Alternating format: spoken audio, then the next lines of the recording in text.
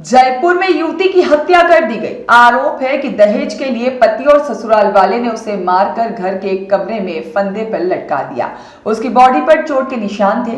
युवती के पिता ने दावा किया है कि घटना से कुछ देर पहले ही उनकी बेटी ने अपने चचेरे भाई को कॉल कर कहा कि भैया पति ससुराल वाले मुझे मार देंगे, इनको पैसे दे दो। करीब 5 महीने पहले ही युवती ने लव मैरिज की थी। पूरा मामला रामनगरिया थाना इलाके का है। युवती के पिता अशोक तंवर ने बताया कि मैं नंदपुरी इलाके में रहता हूं, मेरा सब्जियों का बिजनेस है। जुलाई 2024 में बेटी हर्षिता तंवर उम्र 26 वर्ष घर पर बिना बताए कहीं चली गई थी। बेटी के लापता होने पर महेशनगर थाने में गुमशुदगी की रिपोर्ट दर्ज कराई थी। करीब 1 महीने तक लापता बेटी को ढूंढने के प्रयास करने पर भी उसका कोई पता नहीं चला।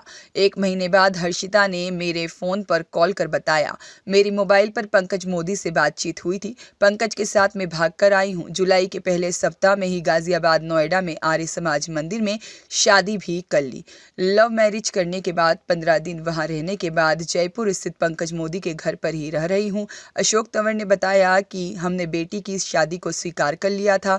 दशहरे के समय दोनों बेटी दामाद घर भी आए थे।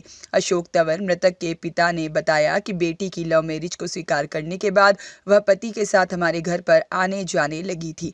इस बीच पंकज और उसके घर वालों ने हर्षिता को दहेज के लिए टॉर्चर करना शुरू कर दिया था। काफी समय तक बेटी हर्षिता दहेज की मांग को लेकर मारपीट की बात भी परिजनों से छिपाती रही। पति आए दिन शराब पीकर मारपीट करता था, दहेज लाने के लिए धमकाता था, यहाँ तक कि धमकी देता था कि दहेज नहीं लाई तो तुझे छोड़ दूंगा।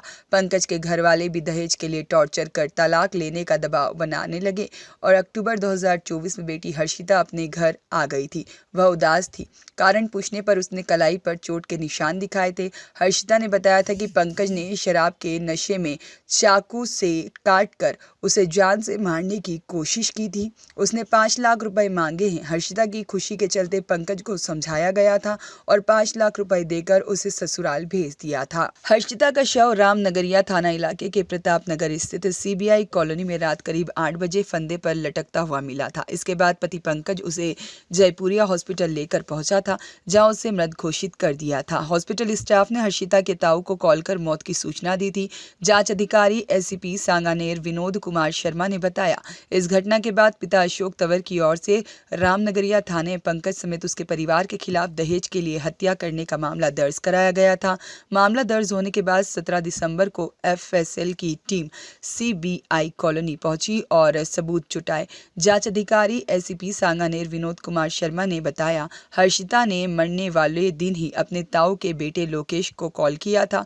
वह अपने चचेरे भाई लोकेश को कॉल कर अपने दुख दर्द की बात करती रहती थी। 15 दिसंबर को दोपहर 1:30 बजे उसने कॉल कर लोकेश को कहा था, भैया पंकज और ससुराल वाले मुझे मार देंगे, इनको पैसे दे दो, आप पापा से बोल दो मैं आपके पास आना चाहती हूँ। Bureau report.